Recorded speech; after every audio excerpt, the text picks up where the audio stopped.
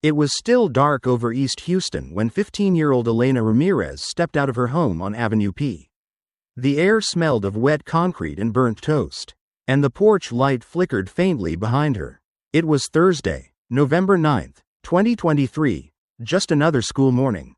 She wore her oversized navy pea coat, gray jeans, and her favorite pair of teal Converse, the laces frayed from months of walking. Her mother, Marisol, followed her 2 blocks down to the bus stop near the Valero gas station. They didn't talk much, just the usual exchange. Text me when you switch buses. Okay? Yeah, Mom, I got it. And don't forget about that math quiz. I studied, Elena said, rolling her eyes. Marisol smiled softly. I love you. I love you too. At 6:22 a.m., the number 50 Metro bus pulled up. Elena climbed aboard, flashed her pass, and waved from the window as it drove off into the hazy blue of early morning. That was the last time anyone in her family saw her alive. By 8 a.m., Sterling High School began its first period. Elena's desk, second row, third from the window, remained empty. She hadn't scanned in. She hadn't arrived. Marisol didn't know this yet. She was prepping meals for the hospital where she worked night shifts. Luis, her husband, was already at the port, loading containers. Life continued as normal for the Ramirez family, unaware that normal had just ended. At 3:40 p.m., when school let out, Elena didn't come home. Marisol waited by the window. Then she texted. Then she called. No answer. 4:12 p.m., she called the school. A calm male voice picked up. Sterling High School, Mr. Pierce speaking. Yes, this is Marisol Ramirez. My daughter Elena hasn't come home. Hold on, let me check. I'm not seeing her on the roster today. She was there. She left the house at 6:20. I'm sorry, ma'am. We don't have her marked as present. The room spun. Her hands trembled. She tried Elena's phone again.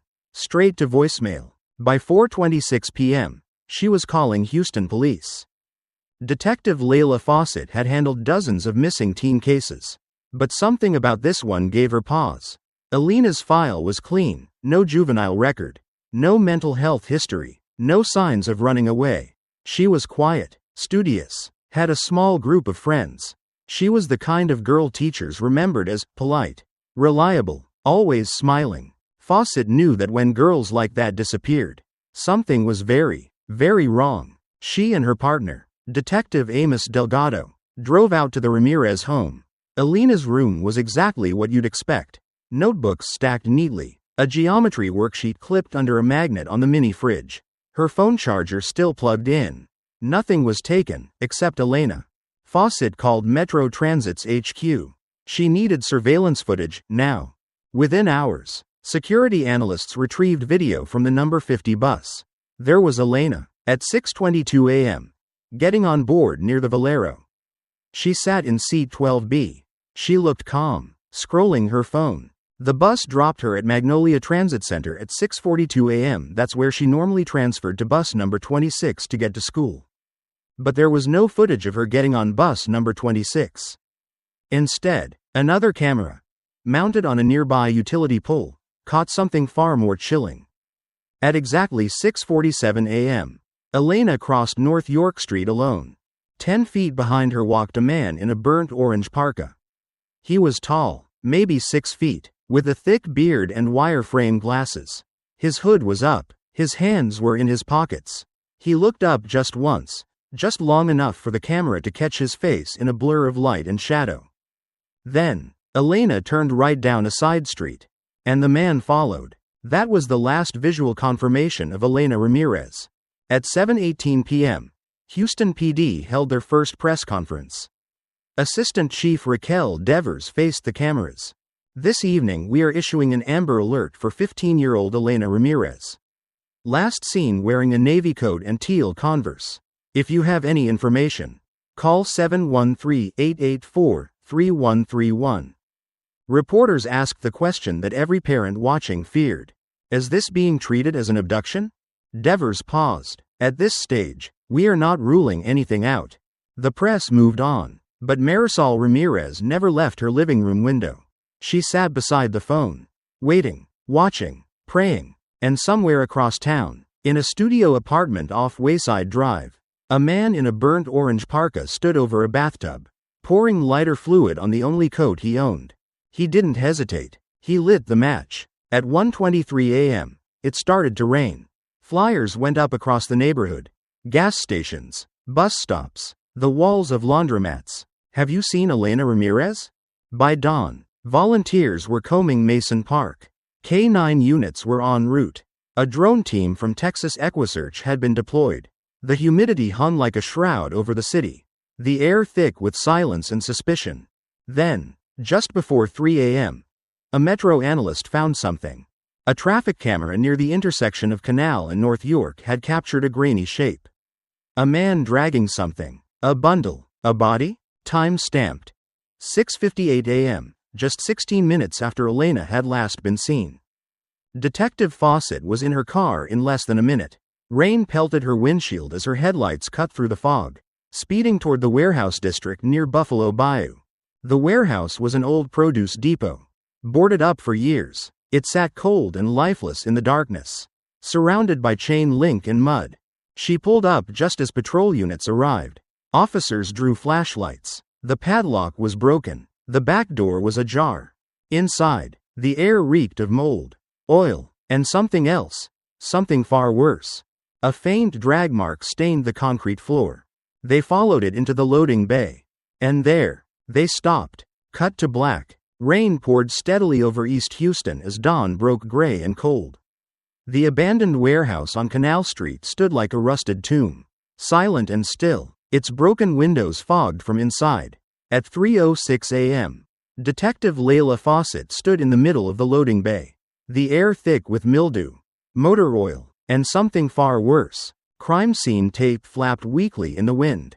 A scorched burnt orange parka lay near a metal drain, partially melted. Faint traces of accelerant hung in the air, gasoline or lighter fluid. Maybe both. She crouched, gloved hands lifting the collar. Inside the left pocket, a crumpled receipt from a payday loan shop. On the floor nearby, 2 dull reddish-brown spots smeared into the concrete. Blood. She called CSU. Swabs were taken, bagged, labeled, and on the far wall, blackened soot spread in a half-moon arc, evidence of a hasty fire. Extinguished by time and moisture. Whoever did this had panicked. And they had done it here. Back at the mobile command trailer set up near Mason Park. Investigators were working non-stop. Maps were spread across folding tables. Coffee cups lined every ledge. A whiteboard listed Elena's known movements with precise timestamps. 6:42 a.m. Elena exits bus number 50 at Magnolia Transit Center.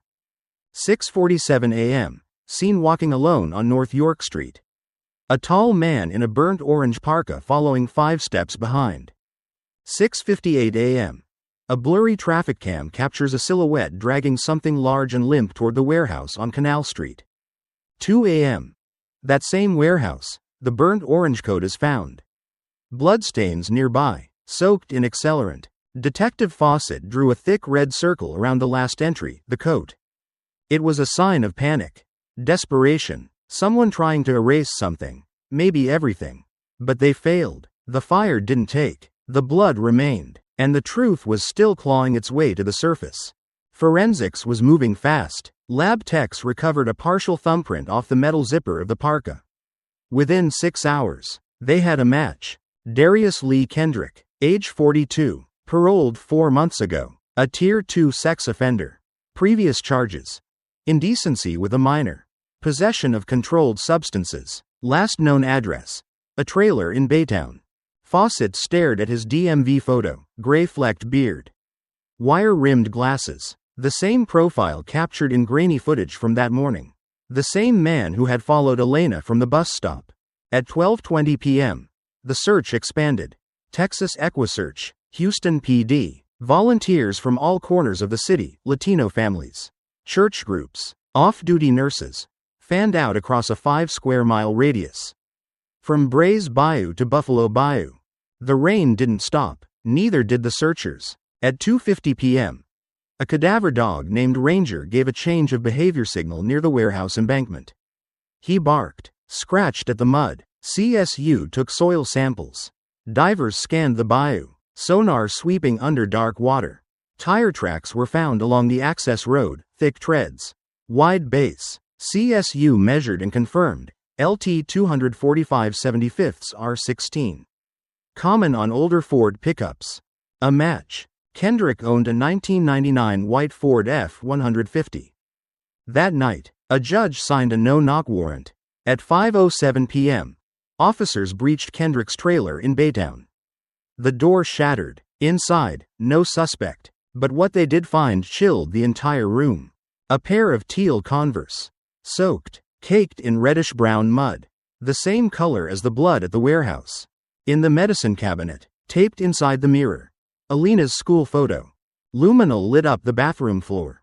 The tile glowed with violent swirls, smears, footprints, drag marks. Someone had tried to clean it. They hadn't done a good job. By 7:45 p.m., the Amber Alert had been upgraded. Kendrick was now the prime suspect in a capital child abduction case. Assistant Chief Devers faced reporters again. "We believe Darius Kendrick is driving a white 1999 Ford F-150. He should be considered armed and extremely dangerous." Around 10:18 p.m., air support locked onto a vehicle matching that description eastbound on I-10. Officers gave chase. Kendrick abandoned the truck on a dirt road and disappeared into thick marsh near Cedar Bayou. For hours, dogs and drones tracked him through reeds and darkness. It was like chasing a ghost. At 3:59 a.m., a tip came in from a bait shop clerk. A man, soaking wet, hands bandaged, bought peroxide and duct tape, then drove off in a beige Corolla with a broken taillight. By 4:25 a.m., Baytown officers had him boxed in at a Shell station on Ferry Road. Kendrick ran. They caught him in the shallows of Trinity Bay, tackled by a K-9 named Gunner. He was bleeding, shivering, wrapped in a foil blanket, chained to a ring in interrogation room 3 by dawn. Fawcett sat across from him, Delgado beside her. His voice cracked when she showed him the teal Converse. "I was high," he whispered. "I don't remember all of it." Fawcett didn't blink. "Then tell me what you do remember." Kendrick swallowed hard, voice barely audible now. "I took her, but she was alive when I left her. I swear." Fawcett leaned in, heart racing. "Where is she?" He looked at the floor. "I'll show you, but I want a deal." And just like that, the nightmare deepened. Fog rolled in heavy over East Houston as the sun struggled to rise behind a curtain of steel-gray clouds. Outside the interrogation room, reporters circled like vultures around the HPD press gate. Inside, the tension was suffocating. Detective Layla Fawcett stared across the table at Darius Kendrick, barefoot, soaked, a silver emergency blanket clinging to his shoulders like guilt. His wrists were cuffed to the steel ring bolted in front of him. He hadn't slept, neither had she. "Tell me where she is," she repeated, voice cold and deliberate. Kendrick blinked slowly. She was crying. He said, "In the warehouse. I didn't mean to hurt her. I was out of my mind. Oxy. I thought she was someone else. I thought." He stopped himself, face twitching. Delgado cut in. "You thought what? That a girl in a school uniform was what? Darius? A hallucination?" Kendrick's jaw clenched. "I tied her hands, just to scare her. She was screaming and I panicked. She hit her head on the shelf. I didn't plan it." "You dragged her through a parking lot like garbage." Fawcett snapped. "And you didn't plan it?" "I left her there, alive." He leaned forward. "She was breathing when I left." There it was, the first real confirmation. Elena had been alive, at least for a while. Blank. Blank. Saturday 8:30 a.m. Fawcett rode in the front seat of the lead SUV. Kendrick in the back, flanked by 2 tactical officers. Hands cuffed, ankles shackled, but no blindfold. He guided them through side streets. His voice low and flat. "Turn left on Canal. Down past the warehouse. Keep going till you hit the end of the fence line." He pointed to a dead-end gravel lot, flanked by overgrown weeds and twisted barbed wire. Beyond it, an abandoned house, crumbling, silent, forgotten, one of hundreds littering Houston's industrial sprawl. "That's it," he said. The officers moved fast, guns drawn, perimeter set. CSU prepped their gear. Drones launched. From above, The house looked like a decaying tooth in a mouth full of rot. The front door was locked, rusted shut. Fawcett stepped forward, crowbar in hand. One sharp jerk. The door gave way. The smell hit instantly. Rot, urine, old mold, and beneath it all, something far worse. The house was pitch black inside. No power, no light, just collapsed furniture, old newspapers, and a single trail of muddy bootprints leading down a narrow hallway. Fawcett followed them to the back room. The floor was stained with a dark halo. A plastic sheet half crumpled in the corner. Blood pooled beneath it. On the wall, scratch marks, fingernail gouges. Elena had fought. They found her backpack under a broken table. Her phone, smashed. Her school ID, soaked in something that might have been bleach. And in the closet, a girl's body, wrapped in a blue tarp. Blank. Blank. 10:12 a.m. Identification. Marisol Ramirez collapsed in the hallway of HPD headquarters when she got the call. Luis punched a hole in the wall. There were no words. Elena was gone. 15 years old. Beaten. Dumped like trash. Blank. 11:46 a.m. Forensics. The autopsy revealed the truth no parent should ever hear. Blunt force trauma to the skull. Multiple broken ribs. Defensive wounds on her hands. Signs of restraint. And then the final horror, post-mortem injury. The kind only tools could inflict. Box cutter, screwdriver, cordless drill, all found at the scene. All with her blood on them. And the teal Converse? One was still on her foot. The other had been tossed into a corner like it didn't matter. But it did. Everything mattered now. Blank. 2:30 p.m. press conference.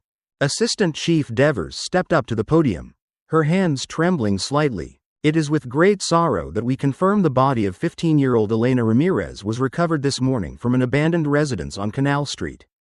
We have charged Darius Lee Kendrick with capital murder. The crowd gasped. One reporter asked, "Is the death penalty on the table?"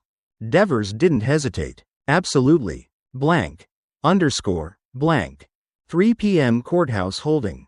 Kendrick sat alone in a holding cell. His foil blanket gone. Jumpsuit issued. His lawyer, a weary public defender named Lindsay Porter, sat across from him. Flipping through a file of damning evidence. DNA match. Fingerprints. Surveillance. Confession. "You understand they're going to seek the death penalty, right?" she asked. He stared at the floor. "I just want it over." "Then you better plead guilty." He nodded. "I'll write a letter to her mom." He mumbled. "I know she hates me. She should. I didn't mean to." Porter cut him off. "No one cares what you meant, Darius. They care what you did. Blank. 7:30 p.m. Memorial Vigil. That night, over 1,000 people gathered at Mason Park with candles, teddy bears, and flowers. A giant photo of Elena stood between two oak trees, lit by string lights and hope that came too late. Marisol stood before the crowd, holding Luisa's hand. Her voice shook as she spoke. She was our sunshine. She smiled even when life was hard. She wanted to be a nurse. She never got the chance. She held up Elena's phone, the shattered screen like a spider web of grief. "This is all I have left to hold." The crowd cried with her. Some held signs. "No more Elenas. Every minute matters. Protect our daughters." And somewhere, behind thick glass and armed guards, Darius Kendrick curled into a ball on a concrete bunk, whispering a prayer no one would answer. The Harris County Criminal Justice Center rose like a fortress of stone and glass above downtown Houston. By the time the trial of Darius Lee Kendrick was set to begin, the building had become a focal point for a city that could not forget. National media trucks lined the curb. Satellite dishes spun toward the clouds. Inside, the hallways buzzed with tension. People wanted answers. People wanted punishment. April 3, 2024 Jury Selection Day. Courtroom 208 was packed. Reporters scribbled. Cameras waited in the hallway. Judge Harriet Moss, a woman known for her sharp tongue and zero tolerance for courtroom theatrics, presided. 12 jurors were chosen from a pool of over 300. Retirees, teachers, a nurse, a warehouse foreman. All of them had heard of the case. None of them had forgotten Elena's face. This is not a popularity contest. Judge Moss warned. This is a capital murder case. You will listen to facts, not emotions. But emotion was everywhere. Blank. Underscore. Blank. April 5 opening statements. Prosecutor Marcus Klein, Assistant District Attorney for Harris County, stood in a dark blue suit, face solemn. Ladies and gentlemen, on November 9, 2023, a 15-year-old girl named Elena Ramirez was abducted on her way to school. She was assaulted, tortured, and left for dead in an abandoned house. The man who did this sat in the shadows and waited. He followed her, he chose her, and now, he must face the consequences. He turned and pointed directly at the defendant. That man is Darius Lee Kendrick. Kendrick sat emotionless, hands folded in his lap. His lawyer, Lindsay Porter, looked exhausted. Her opening words were short. My client is guilty. He does not contest that. But we ask you to consider his past, his addiction, his trauma, his mental illness. This is not about if he did it. It is about why, and what justice truly means. It wasn't much. No one seemed convinced. Blank. Underscore. Blank. April 6 forensic evidence. Crime scene analysts testified first. A slideshow began. Photo 1. Elena's teal Converse. Mud-caked. Photo 2. The blood-stained tarp. Photo 3. The cordless drill. Photo 4. The scratches on the closet wall. Photo 5. The forensic match, Kendrick's DNA on her jacket. Under her fingernails. The courtroom fell silent. Even the jury flinched when the medical examiner described the injuries in detail. Multiple cranial fractures, sharp force trauma to the abdomen, sexual assault confirmed through swab testing. The gallery wept. Reporters looked away. Blank. Underscore. Blank. April 8 Elena's family testifies. Marisol Ramirez walked to the stand slowly, clutching her daughter's bracelet, plastic beads. Rainbow-colored. She didn't cry until she described the last text she sent. I wrote, "Be safe, Mija." She never read it. Her voice cracked like porcelain under pressure. She wanted to help people. She wanted to be a pediatric nurse. She was afraid of blood. But she said she'd get used to it. Luis spoke after. Less words, more fire. He didn't just kill our daughter. He killed every part of our future. Blank. Underscore. Blank. April 9 Kendrick speaks. It was a risk. No one expected it. But on the 5th day, Kendrick took the stand. He wore the same blank expression he had in every mug shot. But when he opened his mouth, his voice was soft, childlike. I was high. I hadn't slept. I didn't even know what I was doing. I swear I thought she was someone else. I thought she was gonna hurt me. The courtroom shifted. Murmurs rippled. I'm not a monster, he said. I know what I did was evil. I lost control. Klein stood slowly, walked toward him, eyes locked. You lost control? You planned it. You brought rope, tools. You erased security footage. You burned evidence. That wasn't a blackout, Mr. Kendrick. That was strategy. Kendrick looked down. I'm sorry, he whispered. Sorry doesn't bring her back. Blank. Underscore. Blank. April 12 closing arguments. Prosecutor Klein's voice boomed through the packed courtroom. Elena Ramirez was 15. She was walking to school. And she was hunted. Every juror here has walked alone at some point in their lives. Think about that moment when you felt a chill behind you. Think about the fear you pushed down. That's what she lived. That's how she died. He paused. This man doesn't deserve freedom. He doesn't deserve mercy. He deserves justice. Defense attorney Porter's closing was subdued. Controlled. I don't ask for sympathy. I ask for consideration. Darius Kendrick is a broken man, damaged by addiction, failed by the system, swallowed by mental illness. Life without parole is justice. Death is vengeance. Blank. Underscore. Blank. April 14 verdict. The jury returned after 6 hours. They filed in, faces pale. The judge asked the question. On the charge of capital murder, how do you find? Guilty. Every count. Every charge. Guilty. Kendrick didn't blink, didn't move, just stared straight ahead like it was already over. Elena's mother collapsed into Luis's arms.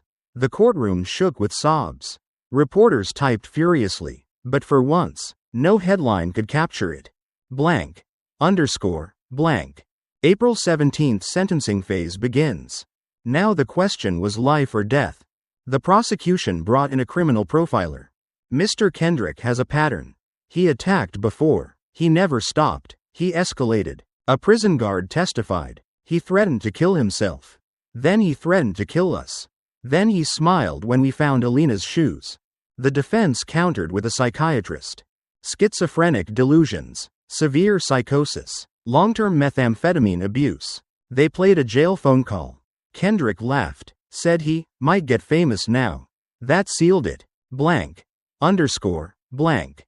April 19th final sentence. The judge's voice was clear. Emotionless.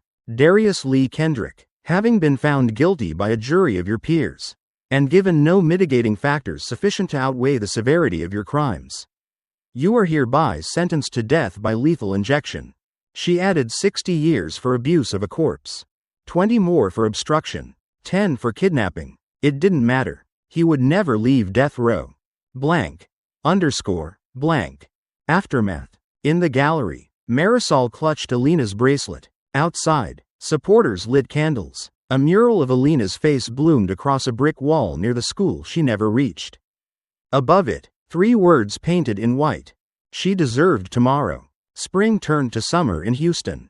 But inside the concrete walls of the Polunsky unit in Livingston, Texas, time stood still. Death row was cold, fluorescent, and silent, except for the distant hum of air vents and the occasional scream echoing from a cell block too far down to trace.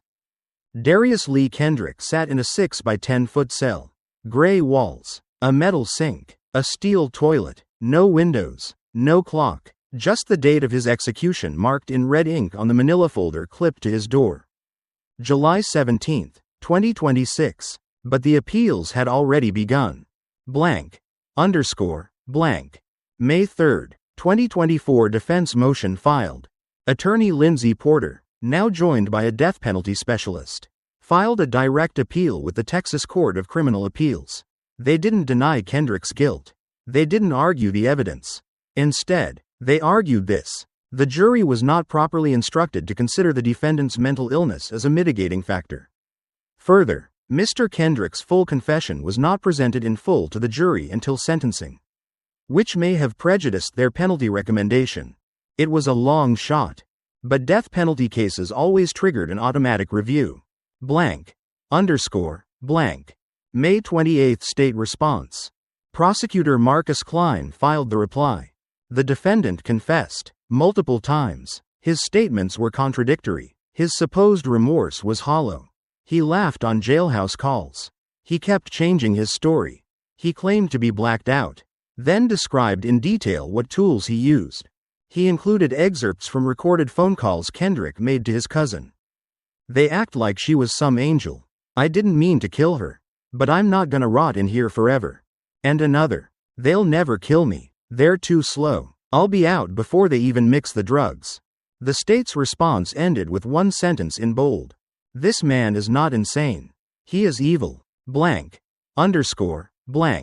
June 10th Supreme Court of Texas declines review.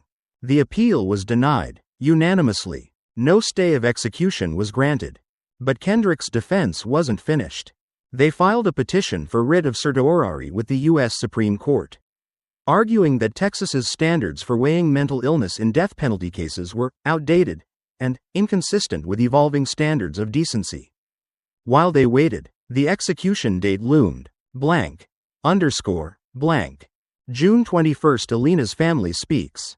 Marisol and Luis Ramirez appeared on CNN. The anchor asked gently, "Do you support the execution?" Marisol answered first, "No, not anymore. I thought I did, but now, I just want him to sit there and feel it. Every day, until the end." Luis disagreed. "He left her like trash. I don't care if it's tomorrow or 10 years from now. He deserves the needle." The room grew quiet. Grief never matches. It splits. And no one knows who's right. Blank. July 1st. Justice Not Vengeance movement grows. A coalition of anti-death penalty activists began circulating a petition to commute Kendrick's sentence to life without parole. They pointed to his mental evaluations, his history of childhood abuse, and the systemic failure to rehabilitate repeat offenders. At the center of it, a former teacher named Ms. Dorsey, who had taught Kendrick in 6th grade. He needed help before he ever hurt anyone, she said in a statement. He asked for it. No one listened. The public was divided. Elena's mural downtown was spray painted overnight with red letters.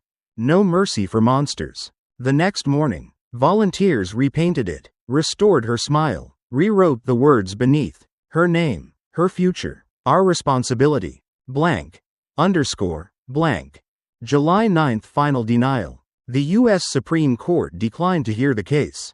Kendrick's fate was sealed. The state of Texas set the final protocol. On July 17, 2026, he would be transferred to the Huntsville unit and executed by lethal injection at 6 p.m. Blank. Underscore. Blank.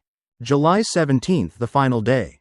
At 5:11 p.m., a white prison van pulled into the back gate of the Huntsville death house. Kendrick wore a white jumpsuit and shackles. He said nothing during the transfer. No final confession. No last-minute apology. He declined a last meal. Just asked for black coffee.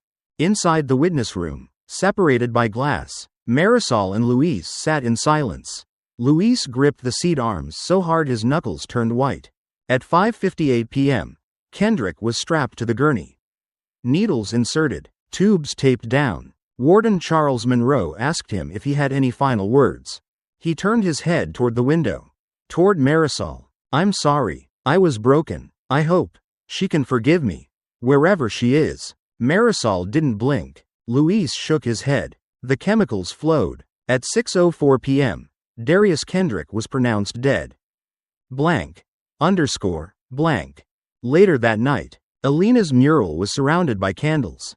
Children left notes, drawings, bracelets like the one she used to wear. One read, I didn't know you, but I think about you every time I walk to school. I'm 15 too. I'm scared sometimes, but I remember your name. At home, Marisol placed the bracelet in a glass box on the mantel. Next to it, Elena's photo, smiling wide, holding a stethoscope from the hospital tour she took the summer before she died.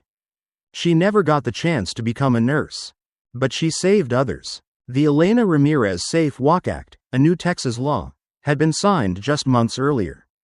It required cities to map safe, supervised routes to schools. It funded camera installations at high-risk bus stops, and it mandated immediate school-parent contact when a student missed morning check-in.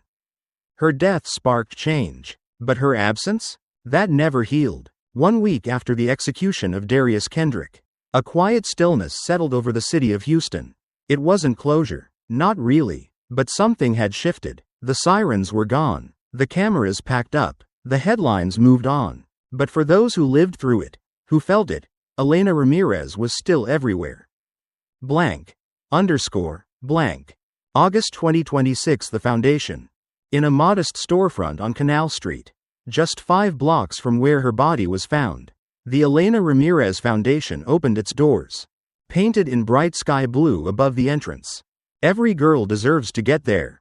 The Foundation's mission was simple. Create safe walking and transit routes for students. Provide trauma support to families of violent crime victims. Convert abandoned buildings into monitored youth centers and shelters. Marisol stood at the ribbon-cutting ceremony, surrounded by neighbors, volunteers, and school children who now knew Elena's name. If we had gotten that phone call at 7:30 a.m., she said, we could have found her. If that house had been sealed, she wouldn't have entered it. If someone had been watching that corner, she would have made it to school. We can't go back, but we can change what happens next. The crowd applauded. Some cried. And from that day forward, every October 14th, Elena's birthday, would be known in Houston schools as Safe Walk Day. Blank. Underscore. Blank. Fall 2026 statewide impact. The Elena Ramirez Safe Walk Act, signed into law just weeks before Kendrick's execution, began rolling out across Texas. In Dallas, new cameras were installed at transit stops near schools. In Austin, volunteers began walking kids to and from class in red vests marked Guardian Patrol. In Corpus Christi, an abandoned motel once used for trafficking was purchased and converted into a transitional housing center for runaway youth. Within 6 months, Violent incidents near school transit routes had dropped 17% statewide. It didn't bring Elena back, but it saved others. Blank. Underscore. Blank. December 2026, Walls of Hope. Inspired by similar efforts in Cleveland and New York, Elena's foundation launched its next project, Walls of Hope, mobile donation boards placed in high-traffic areas. They carried essentials, diapers, hygiene kits, school supplies, notes of encouragement handwritten by survivors and volunteers. On the first wall, placed just outside Sterling High School, was a laminated photo of Elena. Underneath, in bold letters, "If you're scared walking home, you're not alone. We see you. We believe you." Teenagers stopped and stared. Some took what they needed. Others just touched the wood and whispered, "Thank you." Blank. Underscore. Blank. April 2027. The classroom. At Sterling High, Ms. Aldridge, Elena's former English teacher, introduced a new spring unit, telling the stories that matter. Instead of essays on Shakespeare or Orwell, students wrote about the people they'd lost, about their fears, about the city they still loved, even when it didn't love them back. One student, a shy freshman named Trinity, wrote a poem called The Walk. She took the long road in the dark, with hope inside her shoes. The stars were quiet, the world asleep, no cameras on the news. But we remember where she fell, and now we line the way. So no more girls walk blind like that. We fight for them today. The poem went viral. Local news read it on air. City Council requested it be printed on posters for school buses. Trinity visited Elena's mural a week later, laid a copy beneath the candles. And for the first time in her life, she didn't feel invisible. Blank. Underscore. Blank. Summer 2027. Marisol's letter. 1 year after the trial, Marisol published an open letter in the Houston Chronicle. It was addressed to the city, but felt like a whisper to every parent who had ever felt fear rise in their throat. "There are days I can't walk into her room. The bed is still made, the backpack still zipped, but then I see the girls walking in pairs to school. I see the lights on the corner. I see the empty lot now filled with sunflowers. And I remember, Elena lives in every single one of them." She ended the letter with a quote Elena had once scribbled in her journal. "I'm not afraid of the dark if someone's waiting on the other side." Blank. Underscore. Blank. October 2027. The first ER scholarship. With donations raised from across the country, the foundation launched the Elena Ramirez Future Healers Scholarship, a full ride for one high school senior each year pursuing a career in medicine, nursing, or trauma therapy. The first recipient? Trinity Ross, the same girl who wrote The Walk. When she received the award, she looked straight into the news cameras and said, "I want to be the kind of nurse Elena wanted to be. She saved my life, and she never even met me." Blank. Underscore. Blank. December 2027. Back to the house. The house on Canal Street was finally torn down. Neighbors watched in silence as bulldozers crushed the rotted wood and broken beams. But in its place, something new was built. A pocket park, benches, a butterfly garden, and a stone marker, in memory of Elena Ramirez. She walked in the dark.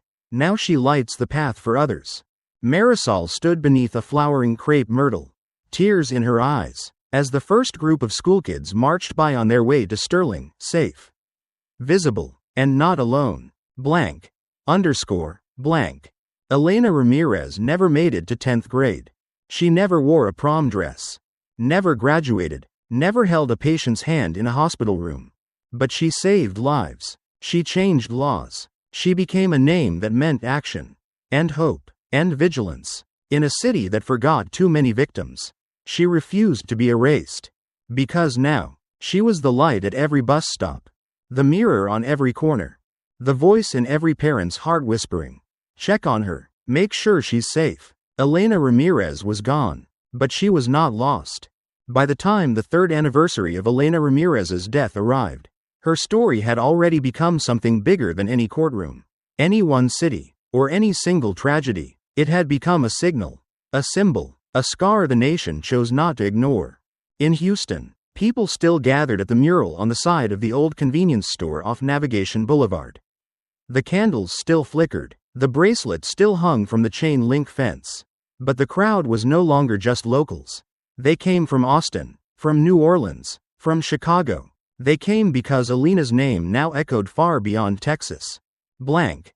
Underscore. Blank. January 2028 National Recognition. On a chilly morning in Washington, D.C., Marisol Ramirez stood behind a podium at the steps of the U.S. Capitol. Her hands trembled, not from the cold, but from the weight of what she was about to say. Behind her stood senators, governors, education officials, and representatives from the Department of Justice. And in front of her, a podium bearing the seal of the United States and the title of a new federal bill. The Student Safe Transit Act, Elena's Law. Marisol looked into the cameras. My daughter Elena didn't get to finish high school. She didn't get to fall in love. She didn't get to become a nurse. But her story has already saved lives. And now, it's going to protect millions more. The bill would mandate GPS-linked school bus tracking with real-time alerts to parents. Rapid response protocols for no-shows. With verified human contact, not just automated calls. Federal funding to demolish or secure abandoned buildings within 1.000 feet of school routes. And grants for every state to build youth trauma recovery centers in underserved communities. The law passed with bipartisan support. In a rare moment, Congress stood and applauded not just a law, but a life. Blank. Underscore. Blank. February 2028 The documentary. Netflix released a 4-part true crime documentary titled The Walk. The Murder of Elena Ramirez. It debuted at number 1 in the US, watched by millions. But unlike many true crime series, this one didn't glorify the killer. It focused on the aftermath, on the change, on the community that stood up, the teachers, the neighbors, the kids who walked in pairs now, wearing glow-in-the-dark bracelets bearing Elena's initials, ER. Critics praised the series for its humanity. Viewers from around the world posted messages like, I never knew her, but I'll never forget her. Because of Elena, I walk my little sister to school every day. Her story made me want to change my city. Blank. Underscore. Blank. May 2028 University Speech. At Rice University's commencement, the keynote speaker was a 19-year-old first-year nursing student named Trinity Ross, the inaugural recipient of the Elena Ramirez Scholarship. She stood on the same stage where doctors and scientists had once stood. Her words were simple. Elena walked alone so many times. But today, she walks with me, with all of us, and if she can't graduate, then I will, for both of us. The crowd erupted in applause. And on her gown, pinned above her heart, was a teal and purple enamel pin shaped like a pair of sneakers. Blank. Underscore. Blank. June 2028 The Final Appeal. Darius Kendrick's name appeared once more in headlines. Not because of him, but because of a final appeal filed by a coalition arguing his execution had violated procedural ethics due to newly uncovered jailhouse recordings not disclosed during trial. The Supreme Court denied the motion. But the debate reignited the national conversation. What is justice? What does closure mean? Is there ever enough? Marisol declined to comment. She had already moved forward. Not past the pain, but forward through it. Blank. Underscore. Blank. September 2028 New Generations. At Sterling High School, a new group of 9th graders sat in room 203, Elena's old homeroom. The teacher passed out a required reading packet titled, The Legacy of Elena Ramirez. Inside were photos, quotes, and letters written by students who came before them. One girl raised her hand. Why do we have to learn about someone who died? The teacher smiled gently. Because she taught us how to live. Blank. Underscore. Blank. November 9th, 2028 5 years later. At precisely 6:42 a.m., dozens of students stood silently at the Magnolia Transit Center. Each of them wore a teal wristband. Each held a small candle. A citywide siren sounded once, a tradition now. Just once. On the exact minute Elena stepped off her last bus. Then silence. And then a voice came through the speaker. Trinity's voice. Broadcast from the city center. Today we remember Elena, not because she was taken, but because she gave something back. Courage, change, purpose. This city still has cracks. But through them, the light gets in, and her light has never gone out. Blank. Underscore. Blank. In the end, Elena Ramirez wasn't just a name. She was a daughter, a dreamer, a fighter, a victim, a catalyst, a movement, a legacy. She died walking to school. And because of her, millions now walk with more safety, more awareness, and more dignity than ever before. The system failed her, but the people didn't. The city didn't. The world didn't. She was just 15, but her echo will last forever.